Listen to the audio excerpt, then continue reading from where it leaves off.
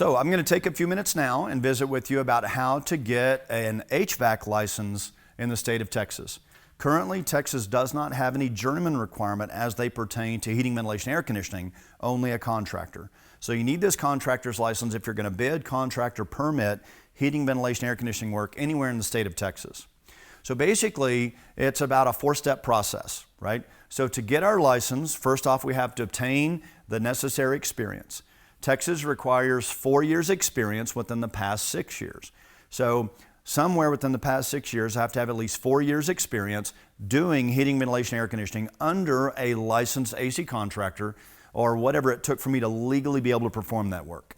What I mean by that is if my experience comes from a state other than Texas, as long as I was legal to work in that state doing heating, ventilation, air conditioning, then that experience would transfer with me into the state of Texas. So I now have the required experience. I have to submit application to the Texas Department of Licensing and Regulation. We're going to call them the TDLR.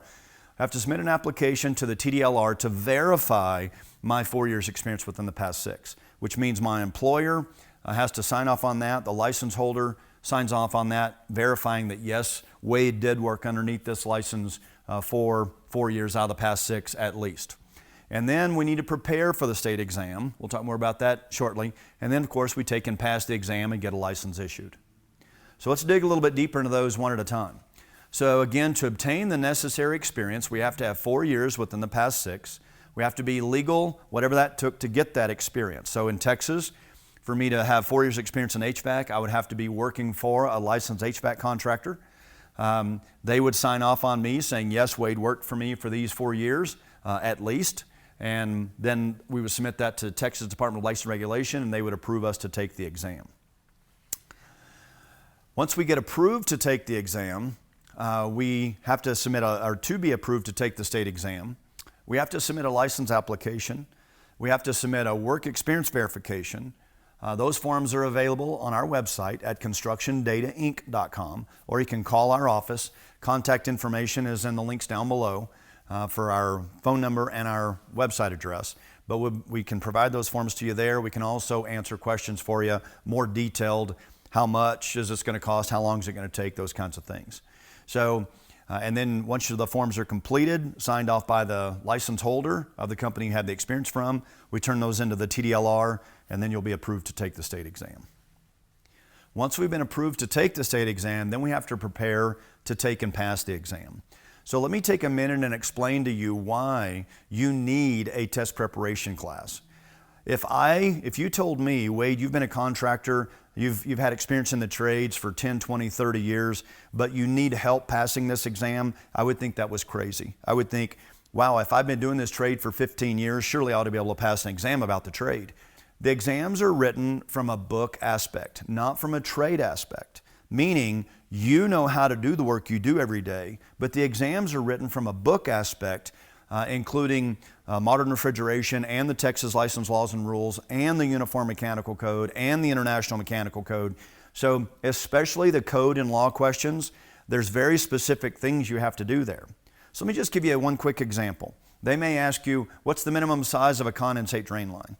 Now again, if I were to have a room full of HVAC contractors and ask them what's the minimum size of a condensate drain line, everybody would have a different opinion. And many of you would say, Wade, I cannot answer that question because you didn't tell me what the tonnage of the equipment was. Well, that is a question that you may see on the exam, right? That question has been used for years in multiple states. And what's the minimum size of a condensate drain line? It's a straight lookup question out of your Uniform Mechanical Code. And the Uniform Mechanical Code says the minimum size of a condensate drain line shall not be less than 3/4 of an inch. Now, some of you might have got lucky on your guess of what that was, but you understand, if they gave you a 3/4 and bigger and bigger and bigger, most of us would say, give me the big one, it'll work every time. But listen to the question one more time. What is the minimum?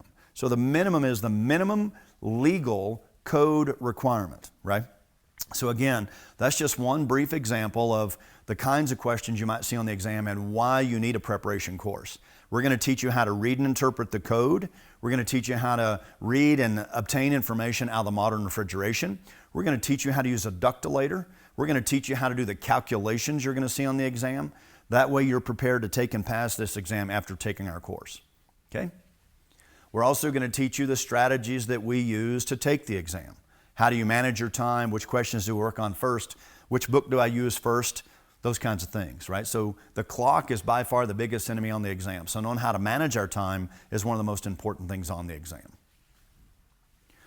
Once we're prepared to take the exam, then we go take and pass the exam. In Texas, there are multiple different licenses. There's an Environmental A, an Environmental B, a Process A, and a Process B.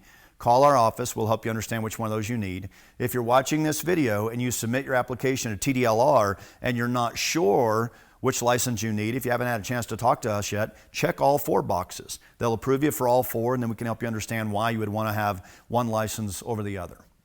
So once you take and pass the exam, then you'll be ready to turn in your final paperwork to the Texas Department of License Regulation.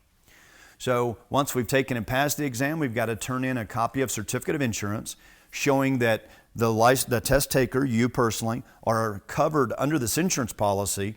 So if you're starting this company on your own, you'll need to get a new insurance policy. If you currently work, for example, for Construction Data, then we already have general liability insurance, so we would get a copy of our existing certificate of insurance, make sure your name is listed on there as an insured. We'll send that in to Texas Department of License Regulation, and then they'll issue the license to you. Once you pass the exam, if you do not submit this certificate of insurance, then the state will not issue you a license. So be sure you finish up this process once you pass the exam.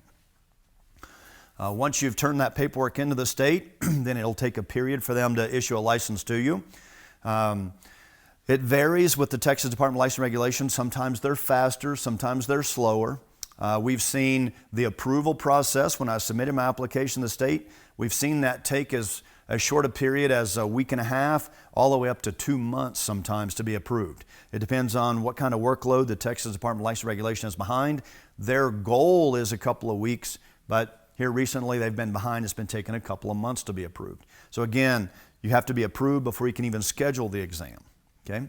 And then once you've passed the exam, you submit your certificate of insurance to the state, and then they'll issue a license back to you. Again, having the license issued, again, anywhere from a week and a half to a couple of months to get that license back. Generally, we see that license come back within weeks, right?